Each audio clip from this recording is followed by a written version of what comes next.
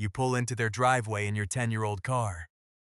Two leased SUVs sit there, both washed this morning.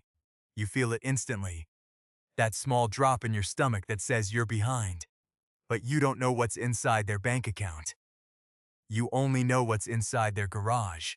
For years, you've been measuring your life against a highlight reel of other people's debt.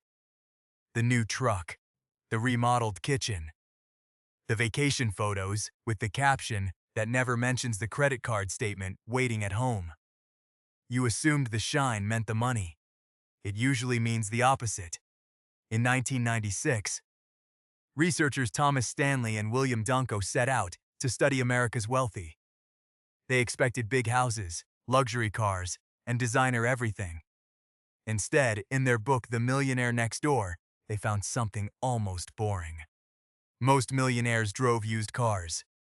Most lived in the same modest house for decades. Most never bought a boat, a vacation home, or a watch that cost more than their monthly mortgage. Were, on paper, invisible.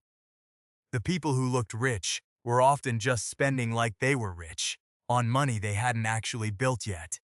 This wasn't an American accident. Economists have documented the same pattern across cultures for over a century. Back in 1899, the economist Thorstein Veblen coined a term for it, conspicuous consumption. Veblen argued that once basic needs are met, a huge share of spending isn't about utility at all. It's about signaling.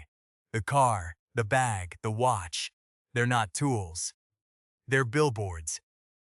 And billboards are expensive to maintain, especially when the person renting the space doesn't actually own the building. Veblen wasn't describing a uniquely American habit either. Sociologists studying consumer behavior across Japan, the UK, and Brazil have found the same signaling pattern. Shows up wherever income inequality is visible and status is uncertain. People spend hardest on visible goods, precisely when they're trying to establish where they stand. The specific brand changes by country. The underlying behavior doesn't. So why do so many people build the billboard instead of the balance sheet? Psychologist Daniel Kahneman has an answer buried inside his research on loss aversion, the work that eventually won him a Nobel Prize. Kahneman found that people don't evaluate their situation in absolute terms. They evaluate it relative to a reference point. Usually, the people around them. Falling behind your neighbor doesn't feel like a neutral fact. It registers in your brain like an actual loss, even if your own finances are perfectly fine. So you overspend, not because you need the thing, but because not having it feels like losing. That's the trap. Loss aversion doesn't ask whether the comparison is fair. It doesn't check whether your neighbor's SUV is financed at 9% interest over It just fires the alarm and waits for you to make it stop, usually with your own wallet. Now picture what that actually costs over time. Two coworkers start the same job on the same salary. One leases a new car every 3 years, upgrades her apartment the moment her lease allows it, and puts $200 a month toward a credit card balance that never quite disappears. The other drives a paid-off sedan for 9 years, lives in a one-bedroom apartment 2 years longer than she'd like to, and redirects that same $200 a month into an index fund. On the surface, coworker one looks like she's winning. Better car, better apartment, better Instagram. But run the math forward 20 years. At a conservative 7% average annual return, that steady $200 a month becomes roughly $105,000. Not because the amount was huge, because it was consistent, and because it was invisible. Nobody drives past an index fund and feels envious. Nobody posts a photo of a brokerage statement. The exact thing that builds wealth is the thing that generates zero social status while you're building it. Pliv the timeline out further, and the gap stops looking small and starts looking absurd. 30 years at the same $200 a month, same 7% return, and the number crosses $225,000. funded entirely by money that never once bought anything anyone else could see. Meanwhile, the leased car has replaced 7 or 8 times, each replacement resetting the payment clock back to zero. Coworker 1 hasn't been building anything. She's been renting the appearance of building something on a subscription that never ends. Here's the twist that trips most people up. Looking poor and being poor are almost never the same condition. The Federal Reserve's Survey of Consumer Finances has shown for years that a significant share of high-income households carry more debt relative to their income than moderate-income households do.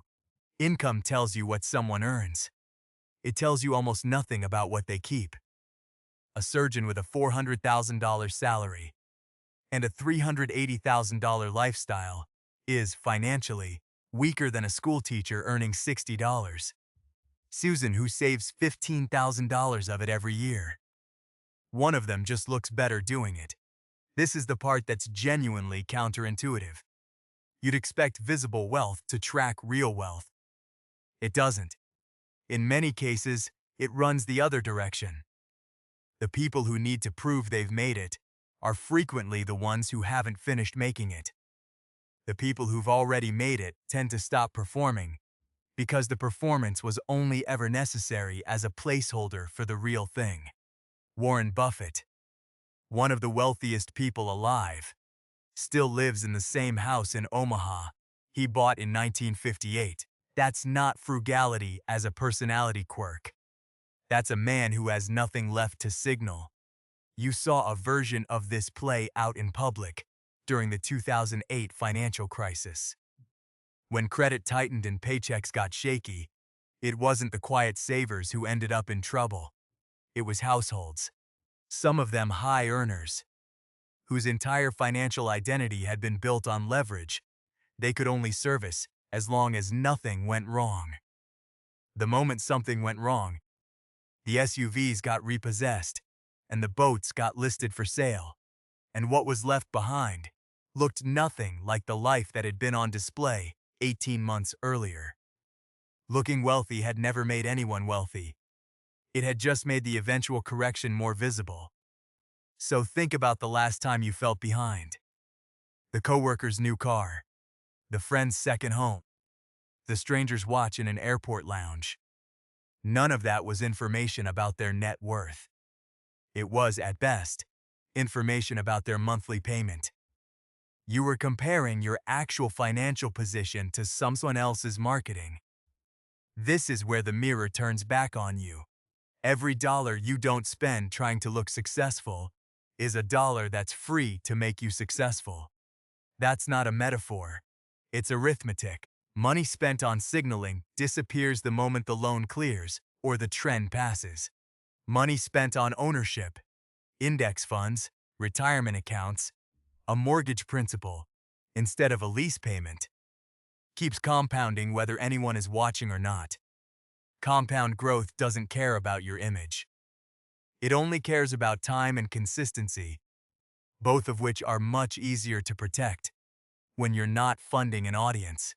None of this means you have to drive a car until the doors fall off or live like the entire concept of comfort is a moral failure. The goal isn't self-denial, it's alignment. Stanley and Danko's research found something else worth remembering. Most of the millionaires they studied weren't unusually brilliant investors or lucky founders. They were ordinary earners who simply refused to let their spending rise as fast as their income did. They let the gap between what they made and what they spent do the actual work, quietly, for 20 or 30 years, while everyone around them was refinancing their image. That gap is the entire game, not the salary, not the job title, not the car in the driveway. The distance between what comes in and what goes out, invested and left alone, is the single most reliable machine for building wealth that has ever existed, and it requires no permission, no luck, and no audience. Think about how differently you'd spend this month if no one else could see the receipts. No coworker glancing at your parking spot. No group chat comparing vacation photos. No algorithm rewarding the version of your life that looks the most expensive. Would the car still feel too old? Would the apartment still feel too small? For most people, half the discomfort in not enough disappears the moment an audience is removed from the equation. What's left over is usually just a normal, workable life, one that happens to have money quietly accumulating underneath it, instead of debt quietly accumulating behind it. That's the actual shift. Not becoming someone who never wants nice things. Becoming someone who stops outsourcing the decision of what enough looks like to people who are statistically guessing too. You'll still see the leased SUVs. You'll still feel that flash of falling behind sometimes, because that instinct is wired deep, and it doesn't turn off just because you understand it now. But you'll know what you're actually looking at, not proof of wealth, proof of a payment plan. So the next time you pull into that driveway in your 10-year-old car, let it sit there a little longer before you feel small. That car is paid for. The brokerage account you don't show anyone is not. And one day, quietly, without a single new SUV in your own driveway, you'll look less broke than you ever have. Right around the time you finally stop trying to look rich at all.